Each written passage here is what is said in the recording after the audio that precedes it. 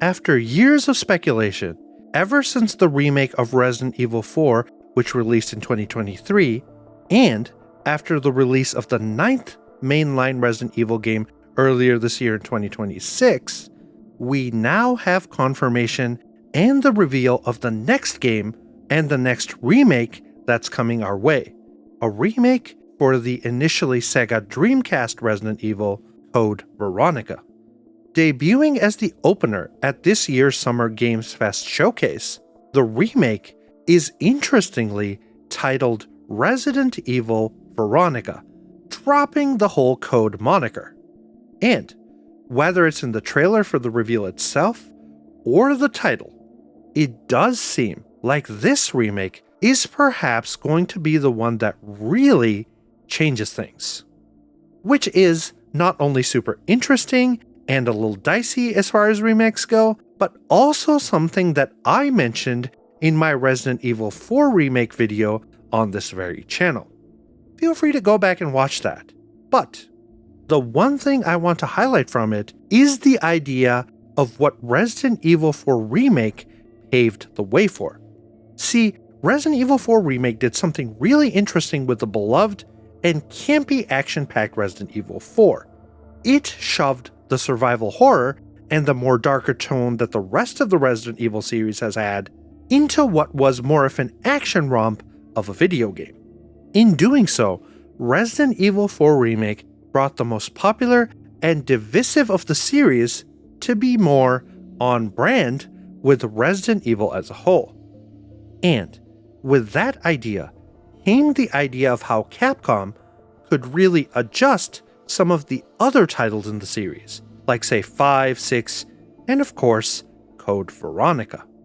Code Veronica really is the first instance of Resident Evil as a series heading towards that more action-packed route, with the opening cutscene of the game being this intense moment where Claire Redfield infiltrates an Umbrella building and is chased by Umbrella soldiers and an actual helicopter. It's all over the top and really silly, and not something in some ways that fits into the more grounded and horror-centric Resident Evil that had come before, or that's come after with the more recent games following Resident Evil 7. And, as if on cue, the reveal trailer that we got completely changes the very start of the game and the story.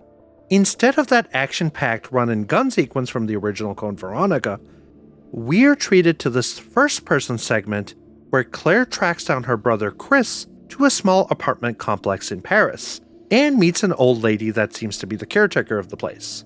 The atmosphere, the reserved nature of this whole scene, and even the old lady that's kind of nice, tilts the tone more towards the horror side of things, just like the Resident Evil 4 Remake did. Instead of that bombastic opening, we've got a more muted, reserved, and atmospheric scene where we get to see Claire enter Chris's apartment and then ultimately get kidnapped by what is seemingly an Umbrella operative. Is that Wesker, or is it perhaps Hunk? That's unclear at the moment. But hey, what we do know is that we've got a pretty solid indication of where this remake is going with this reveal trailer. The rest of the shots in the trailer give us a general look at some of the environments and reinforce the fact that this is going to be a darker and more horror-centric version of this classic game, which of course is going to be something to really experience and be excited for, given how well done the Resident Evil 4 remake was, and more recently, given how good Resident Evil 9 Requiem was. Now, one thing that could have people be worried was the fact that the reveal trailer was entirely in first person. But, thankfully, there was a behind closed doors Q&A session held by the game's producer, Yoshiaki Hirabayashi, that gave us some additional details about the game. First and foremost is the fact that Resident Evil Veronica is a third-person only game, with the trailer acting as a sort of fake-out, similar to the original reveal that we got for the Resident Evil 3 remake. Speaking on the overall tone of the game, it's also been confirmed that the changes to Code Veronica's story are going to be a lot more aggressive, with this game being more of a reimagining rather than a straight-up retelling of the original game. At the very same time, Hirabayashi was quick to point out that there is no content or any areas that are being cut from the original game, even if the order of their appearance may change and get shifted around. One thing that is a somewhat of a bigger change is Claire, and the fact that this game is going to be primarily her game.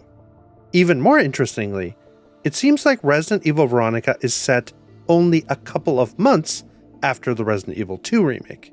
And speaking of the Resident Evil 2 remake, Veronica is actually supposed to play a lot more like that game, with the same focus on survival horror and item management rather than the more action slant of some of the more recent Resident Evil games, including Requiem. Which of course makes a ton of sense, because the team working on this remake is actually the same team that did the Resident Evil 2 and Resident Evil 4 remakes. Which, for anyone even remotely skeptical about this game, well, that fact should certainly alleviate some fears. So, given all this info, I think it's a solid and exciting time to be a Resident Evil fan. Requiem just came out and nailed it, there's DLC coming for that game, and now we're getting a remake for a game that's arguably needed it for quite a while. And of course, as is the case with every video we do on this channel, I'd love to hear what you think of all of this. Are you excited for Resident Evil Veronica? Is the dropping of the word code from the title a big deal for you? And what do you think of Claire's new, more aged up look and design? Feel free to leave a comment in the comment section down below and share your thoughts about it all.